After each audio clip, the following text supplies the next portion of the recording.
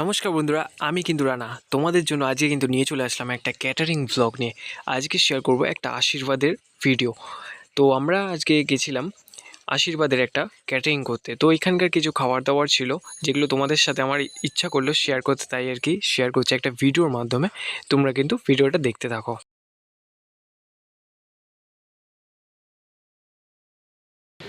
Hey guys, this is Rana and welcome to my YouTube channel and welcome to my new vlog. And guys, আজকে কিন্তু চলে এসেছি ক্যাটারিংয়ে and ক্যাটারিংয়ের dress পরে দেখছো আজকে ফার্স্ট আর কি ভিডিও আর কি শুরু করলাম। আজকে মূলত এই ভিডিওটা যেটার বেসিসে সেটা হলো একটা বিয়েবাড়ির আশীর্বাদ। হ্যাঁ, 5th ফ্লোরের উপরে গিয়ে আমরা বিয়েবাড়ির আশীর্বাদ পালন করলাম, তাও এতগুলো মেনু নিয়ে।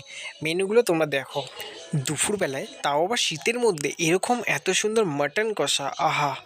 তোমরা পরিবেশটা দেখো কত সুন্দর 5th ফ্লোরের ওপর থেকে, আর এরকম গরম গরম মাটন কষা। তো চলো, অনেক দিন পর আজকে মাটন কষার কাজ করতে চলেছি। সাথে ছিল বেগুন ভাজা, ভাত, ডাল, আরও কত কি, দু ধরনের মাছও ছিল। এখানে দেখতে পাচ্ছ ফিশ ফ্রাই আর কি ভাজা হচ্ছিল। হ্যাঁ, সব মেনুগুলোই দেখাচ্ছি তোমাদেরকে আস্তে আস্তে, তোমরা তো দেখতে থাকো। এখনও পর্যন্ত যারা চ্যানেলটা সাবস্ক্রাইব করুন এরকম লোভনীয় জিনিস দেখার জন্য এবং এন্টারটেনমেন্ট করার জন্য, তোমরা প্লিজ সাবস্ক্রাইব করে রাখো। আর হ্যাঁ, এই যে পার্শে মাছ, এবং পার্শে মাছের সাথে ছিল আর একটা কাতলা মাছ, ওটাও দেখাচ্ছি তোমাদেরকে আস্তে আস্তে। এবং এটা ছিল ফিশ ফ্রাই সাথে বেগুনি আর স্যালাড, তো সব জায়গাতেই থাকে। স্যালাডটা দেখালাম না, তাও দেখো কত সুন্দরভাবে হাইলাইট করছিল। সাথে ছিল মিষ্টি, চাটনি, পাঁপড়, আর মিষ্টি তো থাকবেই, সাথে ছিল রসমালাই। এবং এদিকে দেখছো এটাই হচ্ছে পার্শে মাছ। আমি খুব কমই দেখেছি যে আশীর্বাদের কাছে এত ধুমধাম করে হচ্ছে। তো যাই হোক, টাকা থাকলে সবই হয়।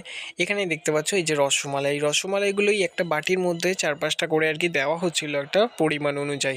সেগুলোই আর কি খাওয়ার পরে ডিস্ট্রিবিউট করা হচ্ছিল। এরপরে তোমাদেরকে একটু ছাদের ভিউটা দেখাচ্ছি, তো তোমরা দেখো কত সুন্দর কিন্তু বিকেলবেলা।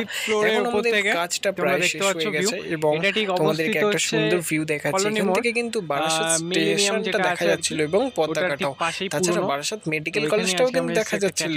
তাহলে তোমরা গেস করো তো আমরা কোন জায়গায় এসেছিলাম কাজে। যাই হোক, আমি এবার তোমাদেরকে দেখাবো কাজে থেকে উপরটা থেকে নিচে ভিউটা কেমন দেখতে লাগে। তো চলো তোমরা দেখো, ভয় পেও না কিন্তু। ও ভাই, আমার তো লিটারালি খুব ভয় লাগছিল।